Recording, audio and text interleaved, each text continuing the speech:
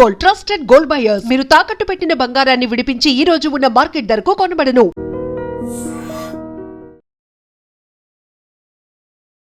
అమెరికన్లను వణికిస్తున్న భారత్ కేటుగాళ్ళు.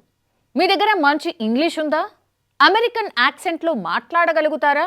అయితే నెలకు లక్షల్లో జీతం అంటూ అమాయక యువతకు ఎరవేస్తున్నారు. కానీ అక్కడ జరిగేది సాఫ్ట్వేర్ ఉద్యోగం కాదు, సాక్షాత్తు ఇంటర్నేషనల్ స్కామ్. ఇక్కడే కూర్చొని అమెరికన్లను భయపెట్టి వాళ్ళ క్రెడిట్ కార్డుల నుంచి డాలర్లను కొల్లగొడుతున్న ఒక కిలాడి గ్యాంగ్ గుట్టును ఈడీ రట్టు చేసింది.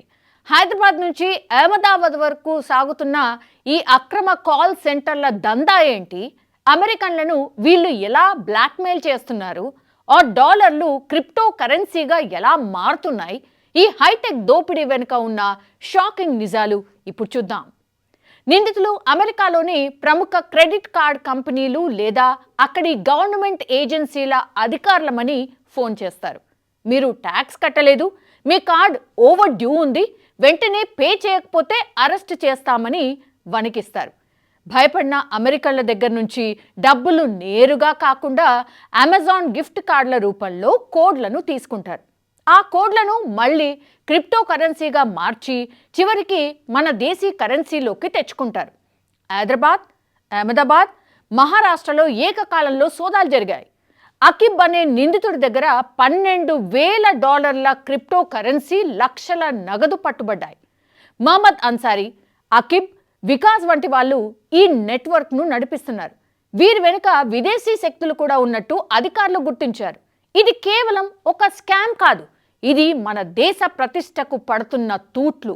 కష్టపడి ఐటీ జాబ్స్ చేస్తూ ఇండియాకి మంచి పేరు తెస్తున్న లక్షలాది మంది యువత గౌరవాన్ని ఇలాంటి కొందరు ఈజీ మనీ బ్యాచ్ మంటగలిపేస్తున్నాయి. ఇండియాలో కూర్చుని అమెరికా గవర్నమెంట్ ఆఫీసర్లమని ఫోన్ చేసి గిఫ్ట్ కార్డులతో క్రిప్టో దందా చేస్తే అది మీ డొమెస్టిక్ కాల్ కాదు, మీరు నేరుగా జైలుకి బుక్ చేసుకున్న వన్ వే టికెట్. ఏదో సాఫ్ట్వేర్ ఉద్యోగం అనుకొని వెళ్లే యువత తెలియకుండానే ఇలాంటి క్రైమ్ సిండికేట్లలో చిక్కుకుంటున్నారు. డబ్బులు సంపాదించడానికి అడ్డదారులు తొక్కితే ఈడీ, సిబిఐ వేసే ఉచ్చు నుంచి తప్పించుకోవడం ఎవరితరమూ కాదు. 5,000 మైళ్ళ దూరంలో ఉన్నవాడిని బెదిరిస్తే ఎవడూ పట్టుకోలేడు అనుకున్న వీళ్ళ అతి తెలివికి ఇప్పుడు ఈడీ అధికారులు చెక్ పెట్టారు. మరి ఇండియాలో ఇలాంటి ఫేక్ కాల్ సెంటర్లు పుట్టగొడుగుల్లా పుట్టుకు రావడానికి కారణమేంటి? నిరుద్యోగమా, లేక ఈజీ మనీ మీద ఉన్న పిచ్చా? మీ అభిప్రాయాన్ని కామెంట్ రూపంలో తెలియజేయాల్సిందిగా రిక్వెస్ట్.